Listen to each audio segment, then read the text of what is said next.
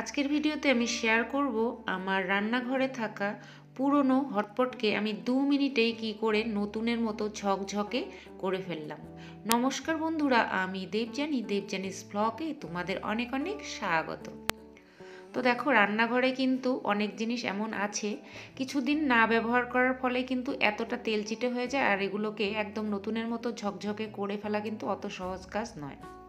কেননা রান্নাঘরে যত ক্লিনিংই করা যাক না কেন, রান্নাঘরে রান্না করার ফলে যে তেল উড়ে আমাদের রান্নাঘরের জিনিসপত্র যে তেল চিটে হয়, এটা কিন্তু কম বেশি সকলের ঘরেই হয়। যতই চিমনি লাগানো থাক, এক্সিট ফ্যান লাগানো থাক, এগুলো কিন্তু হয়েই থাকে। রান্নাঘরের চারদিকে যে জিনিসপত্রগুলো থাকে গুছিয়ে গাছিয়ে রাখা হয়, সেই জিনিসগুলোর মধ্যে আমি হটপটগুলোকেও গুছিয়ে রেখেছিলাম। আর এগুলো কিছুদিন ইউজ না করার ফলে এগুলো কিন্তু এতটা তেলচিটে হয়ে গেছে। আর এগুলো কিন্তু সার্ফ সাবান দিয়ে অতটা নতুনের মতো ক্লিন হবে না, আর খুব তাড়াতাড়ি কিন্তু হবে না, একটু টাইম লাগবে।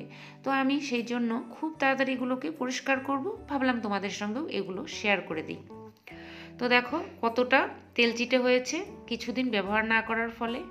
আর আমি এবার এগুলো ক্লিন করার জন্য নিয়ে নিলাম বেকিং সোডা আর ভিনিগার, এটা হোয়াইট ভিনিগার, আর একটা সোবা নিয়ে নিলাম।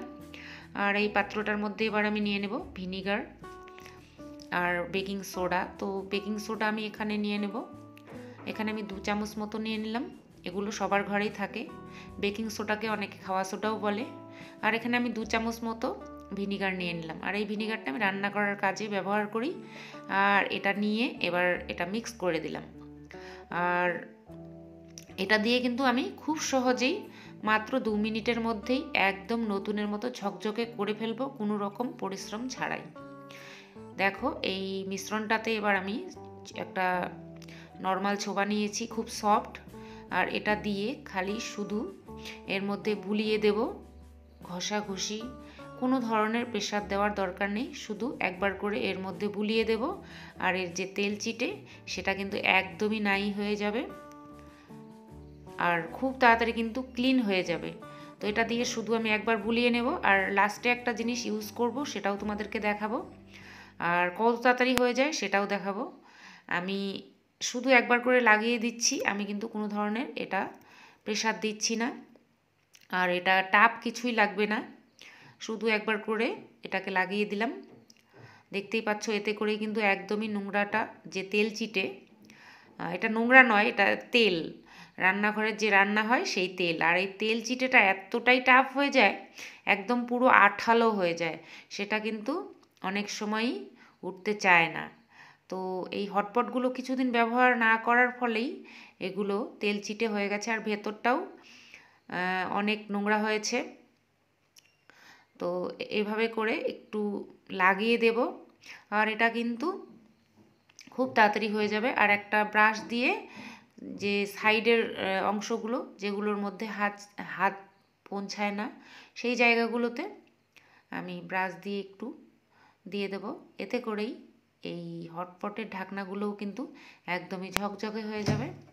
আর এবার যেটা করব, এগুলোকে ধুয়ে নেব।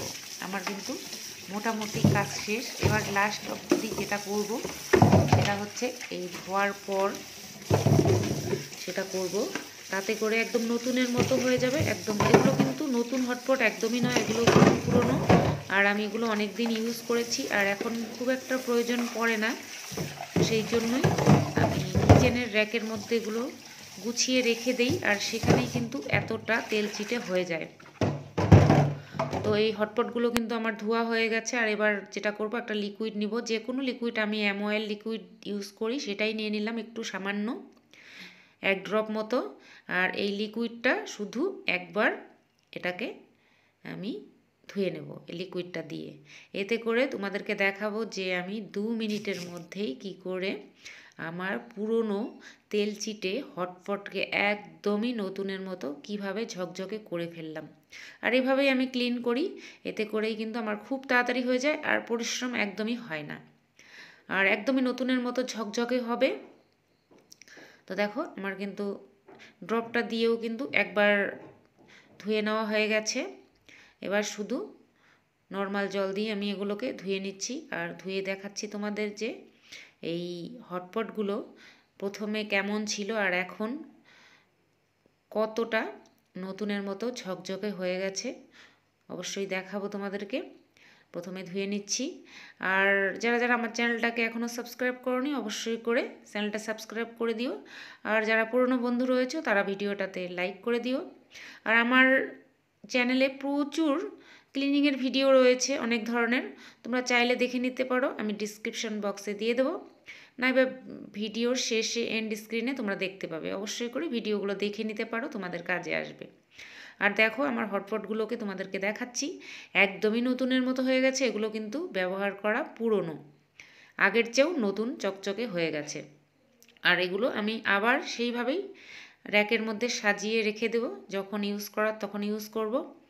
কিন্তু এভাবে করে যদি তোমরা পরিষ্কার করো তাহলে কিন্তু তোমাদের একদমই পরিশ্রম হবে না, আর খুব তাড়াতাড়ি তোমাদের হয়ে যাবে, আর দেখতেও খুবই সুন্দর নতুনের মতো লাগবে। আশা করি ভিডিওটা ভালো লেগেছে, আর ভালো লেগে থাকলে অবশ্যই পরবর্তী ভিডিওগুলো দেখো। আজকের জন্য এখানেই শেষ করছি। সবাই ভালো থেকো, সুস্থ থেকো, নমস্কার।